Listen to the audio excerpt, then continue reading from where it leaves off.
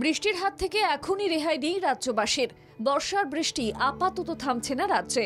মৌসুমী অক্ষরেখা দীঘা হয়ে পূর্ব ও দক্ষিণ পূর্ব দিকে এগিয়ে উত্তর পূর্ব বঙ্গোপসাগর পর্যন্ত বিস্তৃত রয়েছে।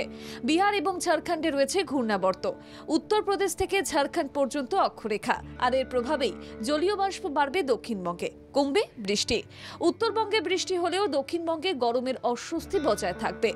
আবহাওয়া দপ্তরের পূর্বাভাস অনুযায়ী কলকাতা সহ দক্ষিণের সব জেলাতেই বিক্ষিপ্তভাবে হালকা থেকে মাঝারি বৃষ্টিপাতের পূর্বাভাস রয়েছে রবিবার। সেই সঙ্গে অস্বস্তি বৃদ্ধি করতে পারে ভ্যাপসা গরম। দক্ষিণবঙ্গে রবিবার বজ্রবিদ্যুৎ সহ বৃষ্টিপাতের সম্ভাবনা 7 জেলায়।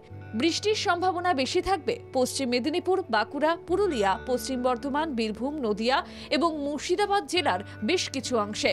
সোমবার ও মঙ্গলবার আরও বৃষ্টি কমবে দক্ষিণবঙ্গে, বাড়বে আর্দ্রতাজনিত অস্বস্তি। বুধবার ও বৃহস্পতিবার বিক্ষিপ্তভাবে বৃষ্টি হবে দক্ষিণবঙ্গের বেশিরভাগ জেলার কিছু কিছু এলাকায়। 2-1 জেলায় ভারী বৃষ্টিপাতের পূর্বাভাস রয়েছে। দক্ষিণবঙ্গের পাশাপাশি উত্তরবঙ্গে রবিবার বিক্ষিপ্তভাবে ভারী বৃষ্টি চলবে। সোম ও মঙ্গলবার অতি ভারী বৃষ্টিপাতের সতর্কতা জারি করা হয়েছে। দার্জিলিং, কালিম্পং, আলিপুরদুয়ার এবং জলপাইগুড়ি এই 4 জেলায় বিক্ষিপ্তভাবে অতি ভারী বৃষ্টি 11 এবং 12 আগস্ট। বুধ ও বৃহস্পতিবার বিক্ষিপ্তভাবে ভারী বৃষ্টি চলবে। শুক্রবার থেকে বৃষ্টি কমবে উত্তরবঙ্গের জেলাগুলিতে।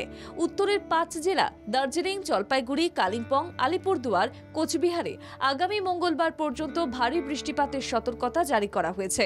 রবিবার 5 জেলাতেই ভারী বৃষ্টির জন্য হলুদ সতর্কতা জারি করা হয়েছে আবহাওয়া দপ্তরের তরফে।